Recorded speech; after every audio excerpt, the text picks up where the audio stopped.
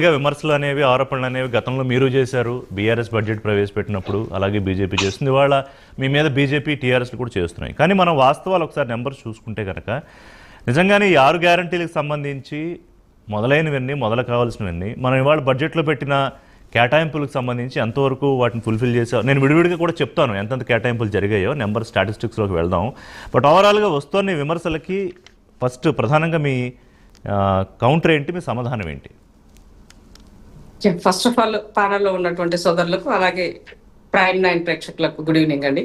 So ఇవాళ budget అన్నది general గా ప్రభుత్వంలో అధికారంలో 10 సంవత్సరాలు ఉన్నటువంటి వాళ్ళకు బాగా తెలుసు బడ్జెట్ పెట్టి ఎట్లా ఎగనాము చేసాము, ఎట్లా వాటిని పక్కదారి పట్టించినాము, సో వాటిని మళ్ళా కప్పిపుచ్చుకోవడం కోసం మనం ఏం చేసినాము అన్నది 10 సంవత్సరాల అధికారంలో ఉన్నటువంటి బీఆర్ఎస్ వాళ్ళకి బాగా తెలుసు. బట్ అందులో మా అన్నగారు ఉద్యోగునిగా పనిచేస్తున్నాడు కాబట్టి ఇంకా కొంచెం ఎక్కువగా అవగాహన ఉన్నటువంటి వ్యక్తి ఎట్లా ప్రభుత్వాలు వాటి పట్ల ఉంటది అన్నదానికి. సో ఇక్కడ నేను చెప్పదలుచుకుంది ఏంటంటే బడ్జెట్ అంకెలు లాస్ట్ బడ్జెట్ ఈ బడ్జెట్ మీరు గమనించినట్లయితే లాస్ట్ బడ్జెట్ లో వాస్తవికానికి చాలా దగ్గరగా మనం ఎక్కువ చూపించుకోవడం వల్ల ఉపయోగం లేదు. వాస్తవికంగా ఉన్నటువంటి ఆర్థిక క్రమశిక్షణ నేపథ్యంలో వేటికి ఎక్కువ ప్రియారిటీ అవసరం ఆ నేపథ్యంలో వెళ్తున్నాం అని చెప్పేసి ఆ రోజు మంత్రి గారు చెప్పారు, ముఖ్యమంత్రి గారు కూడా అదే విషయాన్ని మనకి వినిపించారు. సో ఇవాళ కూడా ఉన్నటువంటి దాంట్లో దాని మీద కొంచెం మనం పెరిగిగా రావడంతో పాటుగా యాక్చువల్ గా గ్రౌండ్ రియాలిటీలో కనుక మనం గమనించినట్లయితే సో ప్రియారిటీ బేస్ దేనికి ఎక్కువ ఇచ్చినది మనం గమనించాలి ఇక్కడ. సో ఎడ్యుకేషన్ కి మోస్ట్ ఎన్నడూ చేయనంత కేటాయింపులు ఎడ్యుకేషన్ చేస్తారు. 26,000 కోట్ల రూపాయలు ఎడ్యుకేషన్ కి పెట్టారు.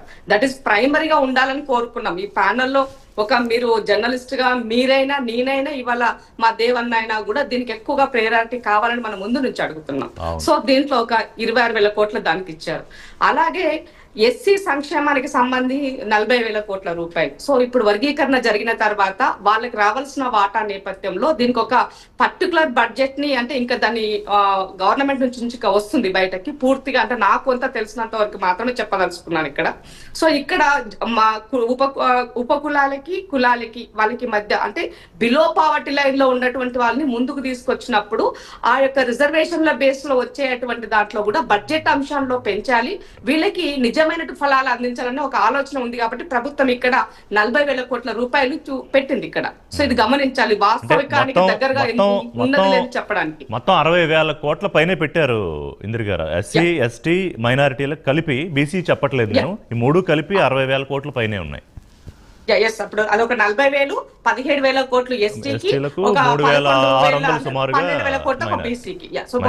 బీసీల కేటాయింపు మీద విమర్శలు మొదలయ్యాయి. ఇంకా ఘాటుగా మొదలలేదులండి. 11,400 కోట్లే కేటాయింపులు చేయడం మీద.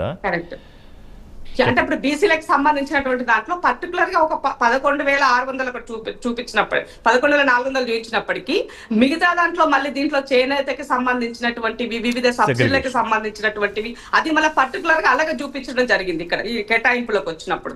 సో అయితే నేను ఏమంటున్నంటే మనం ఎంత కేటాయించామన్న దానికన్నా కూడా వాస్తవికంగా దాన్ని ఎంత యూటిలైజ్ చేశామన్నది మాట్లాడుకోవాల్సిన అవసరం ఉంది. సో బడ్జెట్ ఎప్పుడైనా కూడా బడ్జెట్ అంకెల్లో ఉంటాయి, పర్టికులర్ గా ఆ పబ్లిక్ కి అది ఎంతవరకు రీచ్ అయ్యింది, ఆ బడ్జెట్ లో ఆ మార్చ్ ఈ ఇయర్ ఎండింగ్ లోపు మనం ఎంతవరకు యూటిలైజ్ చేసామన్నది చెప్పుకోవాల్సినటువంటి అవసరం ఉంది. సో దీంట్లో గత ప్రభుత్వానికి మనం గమనించినట్లయితే అన్న ఇప్పుడు నా గురించి ఇంత ముందుకు మాట్లాడారు కాబట్టి ఒక 2 అంశాలు మీకు ఈ సందర్భంలో నేను గుర్తు చేయాలనుకుంటున్నాను. సో మేము మీకు తెలుసు నేను తరోగా ఎప్పుడు కూడా ఆర్టీఐకి సంబంధించిన ఇన్ఫర్మేషన్లతో రెడీగా ఉంటానన్న సంగతి. ఇన్ఫర్మేషన్ తో రెడీగా ఉంటారు, ఇన్ఫర్మేషన్ తో ఫైట్ కి రెడీగా ఉంటారు. అది కరెక్ట్ వర్డ్. సో అంటే ఇక్కడ ఏంటి అని అంటే నా దగ్గర ఉన్నటువంటి ఇక్కడ బీసీకి సంబంధించినటువంటి ఎస్సీకి సంబంధించినటువంటి కేటాయింపులకి సంబంధించి గత ప్రభుత్వం చాలా గొప్పగా పెద్ద పెద్ద తాటిక అక్షరాలు చూపించింది. ఒక బీసీకి సంబంధించిన దాంట్లోనే ఒక 35 కులాలకి సంబంధించి 3,800 కోట్ల రూపాయలు కేటాయిస్తే ఖర్చు చేసింది కేవలము 19 కోట్ల రూపాయలు. ఎంత లాట్ ఆఫ్ డిఫరెన్స్ ఒక్కసారి గమనించండి. 3,800 ఎస్ అదే చెప్తున్నా 3,800 కోట్లు ఎక్కడ, అక్కడ ఖర్చు చేసింది 19 కోట్లు ఎక్కడ. సో ఎక్కడ పెట్టుకోవాలా మన మొహం అంటే సమాజంలో స్పృహ ఉన్న వాళ్ళం ఎవరమైనా కూడా దాంట్లో కనీసం 50% అన్న రాకపోతుందని ఆలోచిస్తాం. 50 కాదు 1% కూడా వచ్చే పరిస్థితులు లేనప్పుడు ఎందుకు మరి అప్పుడు ఏం చెప్పింది బీఆర్ఎస్ ప్రభుత్వం, ఏం చెప్పింది కారణం? ఇది మీరు అప్పుడే లేవనెత్తుంటారు కదా. వాటికి ఎలాంటిది ఏమి లేదు వాళ్ళ దగ్గర నుంచి. జస్ట్ వాళ్ళు ఇచ్చినటువంటి ఆర్టీ ఇన్ఫర్మేషన్ మీకు ఇస్తున్నా ఇప్పుడు నేను చెప్పేటువంటి నా ఇక్కడ ఉద్దేశం. అట్లాగే బీసీ సబ్సిడీ లోన్లకి సంబంధించి దాదాపుగా దానికోసము వాళ్ళు ఎలిజిబిలిటీ సంఖ్య కూడా చాలా చాలా బిలో పావర్టీ లైన్ కన్నా అధ్వానంగా ఉన్నటువంటి సంఖ్య. అంటే ఇవాళ దీనిని కేటాయించినటువంటి కేటాయింపుల్లో ఓవరాల్ గా 2139 కోట్ల రూపాయలు బడ్జెట్ లో నిధులు కేటాయించింది. ఇక్కడ వాళ్ళు ఖర్చు చేసింది కేవలం 661 సబ్సిడీ లోన్స్ కి సంబంధించి. ఓకే 661 అంటే ఎంత తక్కువ అంటే ఇప్పుడు ఇక్కడ ఉపాధి ఉద్యోగాలు మనం కల్పించలేని సందర్భంలో వాళ్ళకి ఎంపవర్మెంట్ పరంగా మనం ఇలాంటి సంక్షేమ పథకాలు ఇస్తాము, ప్రభుత్వ పరంగా అండగా ఉంటామని పదే ఓట్ల విషయంలో మనం చెప్పినప్పుడు దీని గ్రౌండ్ రియాలిటీలో మనం చూపించలేనప్పుడు ఇవాళ మనకు మాట్లాడే. సో ఇప్పుడు మీరు అనేది ఏంటంటే ఇంద్రశోభన్ గారు, మీరు అనేది ఏంటంటే మేము వాస్తవిక దృక్పథంతో రియలిస్టిక్ అప్రోచ్ తో చేసాము, అందుకని మీరు ఊరికే విమర్శలు చేయడానికి చేస్తున్నారు తప్ప ఇదిగో మీరు చేసింది ఇదిగో మేము చేయబోయేది అని చెప్తున్నారు.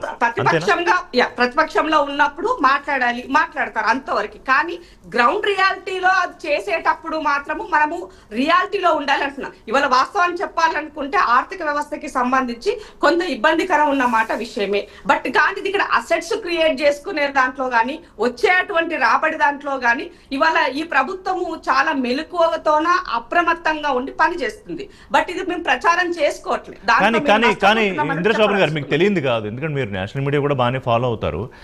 మొన్న రేవంత్ రెడ్డి గారు మండలిలో మాట్లాడుతూ అంటే ఆయన ట్రాన్స్పరెన్సీ మేబీ స్టేట్ విషయంలో ట్రాన్స్పరెంట్గా ఉందాము ఫైనాన్షియల్స్ విషయంలో అనుకుని చెప్పినట్టున్నారు, కానీ అది విపరీతంగా జాతీయ మీడియా అంతా తెలంగాణ ఏదో దివాలా అంచునుంది అన్న స్థాయిలో వెళ్ళిపోయింది. అంటే ఒక నెగిటివ్ ప్రోపగండా వెళ్ళడం ఎలా కరెక్ట్ చేసుకుంటారు దాన్ని ఇప్పుడు?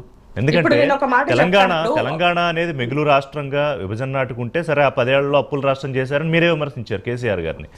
సరే మళ్ళీ ఇప్పుడు దాన్ని పైకి తీసుకురావాల్సిన బాధ్యత మీ మీద పెట్టారు ప్రజలు. ఇప్పుడు ఇవాళ మేము దాన్ని సరిదిద్దుతున్నామని చెప్పారు రేవంత్ రెడ్డి గారు. పరిస్థితి ఇలా ఉంది, సో అన్వాంటెడ్ ఎక్స్పెండిచర్ చేయడానికి మేము సిద్ధంగా లేము, గ్రౌండ్ రియాలిటీలో బతుకుతున్నాము. వాస్తవానికి మాకు ఇంకా ఎక్కువ నిధులు రావాల్సిన అవసరం ఉంది, దీనికి కేంద్రం యొక్క సహకారం కావాల్సిన అవసరం ఉంది.